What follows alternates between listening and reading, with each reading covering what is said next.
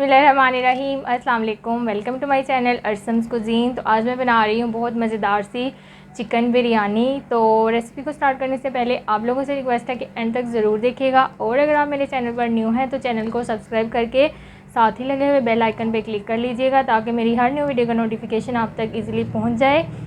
तो उम्मीद है कि आपको रेसिपी ज़रूर पसंद आएगी और आप भी अपने घर में ज़रूर इसको ईद पे ट्राई करेंगे। अगर आप कोई दावत करने का सोच रहे हैं तो दावत में बनाएंगे।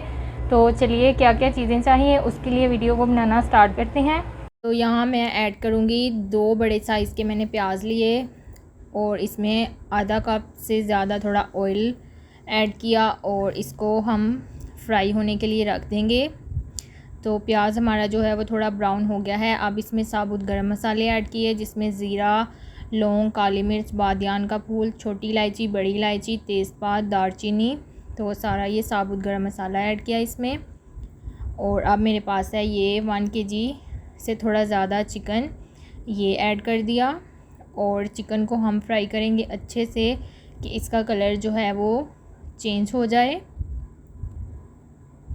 अच्छी सी ये मसालेदार सी हमने बिरयानी बनानी है, तो चिकन को हम फ्राई होने के लिए छोड़ देते हैं। थोड़ा सा पानी ऐड किया है क्योंकि चिकन जो है वो थोड़ा कढ़ाई के साथ चिपक रहा था, तो इससे चिकन जो है वो चिपकेगा नहीं। तो चिकन का कलर चेंज हो गया।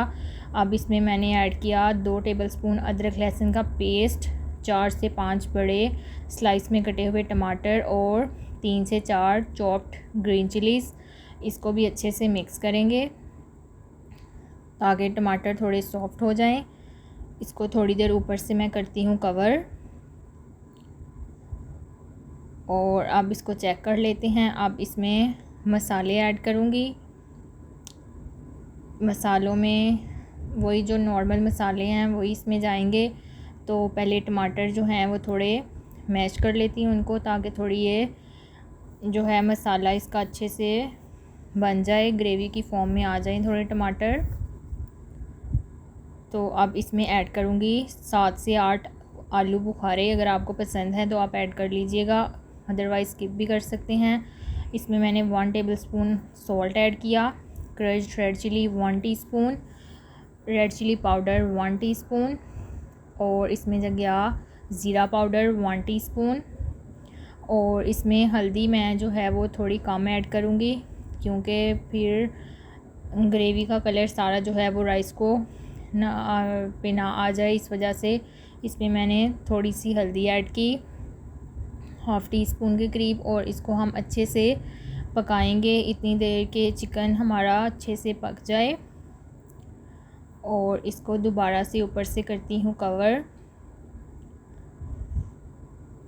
तो चिकन जो है वो अच्छे से पक गया है। इसमें भी थोड़ा सा पानी है, इसको थोड़ा सा हम करेंगे ड्राई, और एंड में इसमें जाएगा थोड़े से मसाले। अब इसको थोड़ी देर और कवर करके छोड़ दिया मैंने बाद में। तो अब इसमें एंड में मैं थोड़े से मसाले ऐड करूँगी, जिसमें 1/4 टीस्पून जाएगा जायफल जावित्री का पाउडर, ये आपने बिल्कुल एंड में ऐड करना है।